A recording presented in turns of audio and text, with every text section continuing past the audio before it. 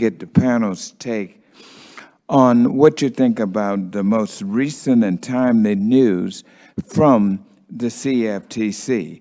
What are your thoughts on the CFTC's announcement yesterday of the creation of a process to terminate the exemptive relief they have offered to foreign firms under their Part 3 rules?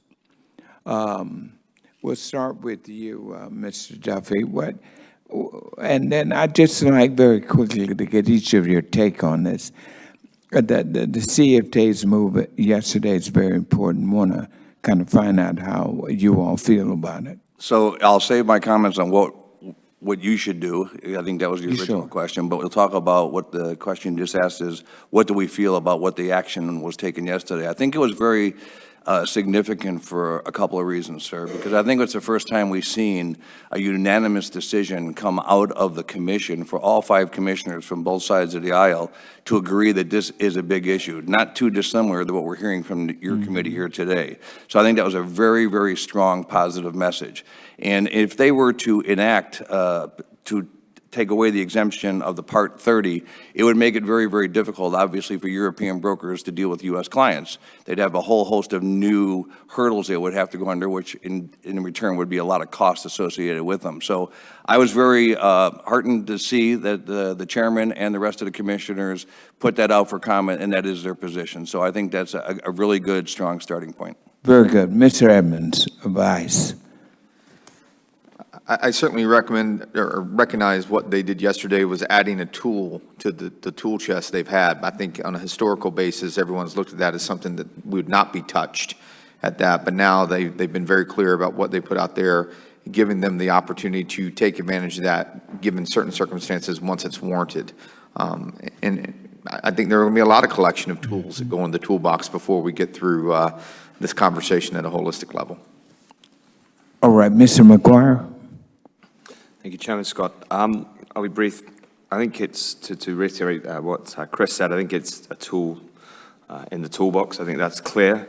From our perspective, we are clearly a non-US domiciled CCP. It doesn't directly impact us. We operate here, as mentioned in my testimony, under a direct registration model, which we're strong advocates of. So we are fully compliant with all the rules and don't rely on elements of this. What I would encourage, though, I think it's a potential tool in a potential set of circumstances. I think there's definitely a need all round to consider this, how do I put it, to think about not having an arms race and thinking about more cooperation. I think the danger is as things escalate, things could turn into an arms race, and it's very important that we take the temperature down in time. But I understand the motivations for doing the change in the rule. Right. Mr. Lucan. Yeah, Part 30 is the regulation the CFTC has to allow U.S. customers access to foreign markets through foreign brokers that are deemed comparable. So their action yesterday was codifying how you would revoke a Part 30 comparability analysis if certain conditions arose.